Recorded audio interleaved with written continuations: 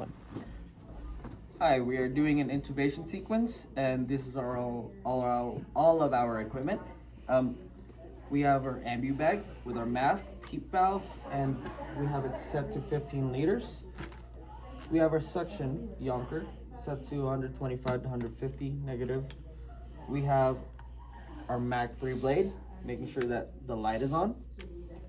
We have our colorimetry, OPA, lube, tape, 10 millimeter syringe, 6.5 tube with stylet.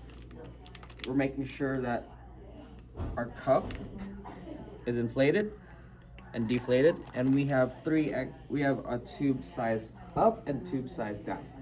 And then this is our tape right here, and Ashley's gonna start hyperoxygenating the patient.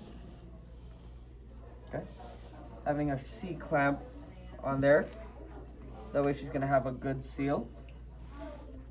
PEEP set at 5. She just hyperoxygenating the patient for a whole minute before we start intubating. As we do that, we'll just get everything set up, and then we will begin intubation. Zach, do you want to come over here? Okay. So to begin our intubation, we will start first with suctioning the upper airway to get out all the mucus or any secretions that might have been trapped in the way, and then we shall begin. Okay, let's assume this has been a minute. Okay, Ashley, we're gonna suction real quick, and then let's begin. Okay, I am visualizing the glottis. Zach's gonna hand me the tube. Tube's going in the airway. Inflate my cup for me, sir, please. Pull it. You are not letting go of the tube. Ashley's gonna connect the colorimetry and the ambu bag. Color change times 1. Color change times 2. Color change times 3. Okay, she just did 3 times 3 color change as Ronki is doing breath sounds over the 4 quadrants of the airway. And at this point, Zach is gonna start taping.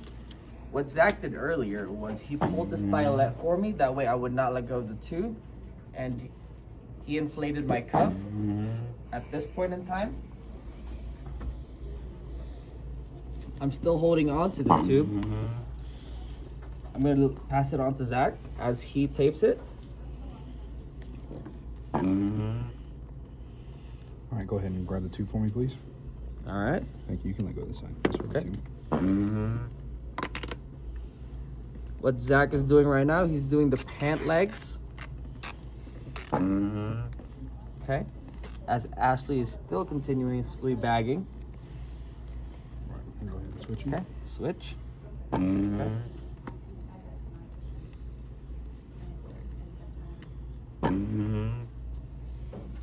Okay.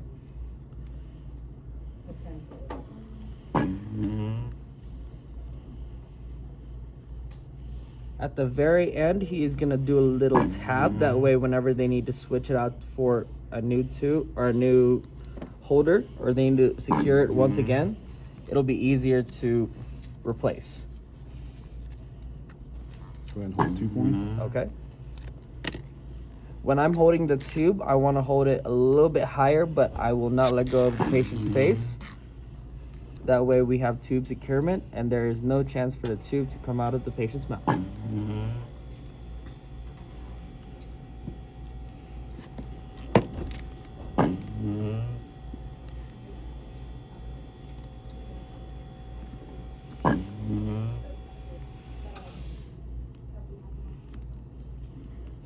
Okay.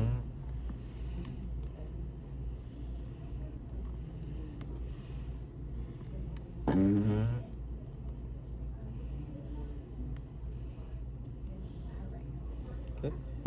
Get the tab. And at this point in time, we would connect our ET tube to the vent.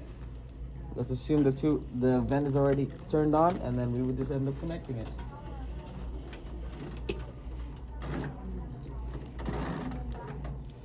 There we go.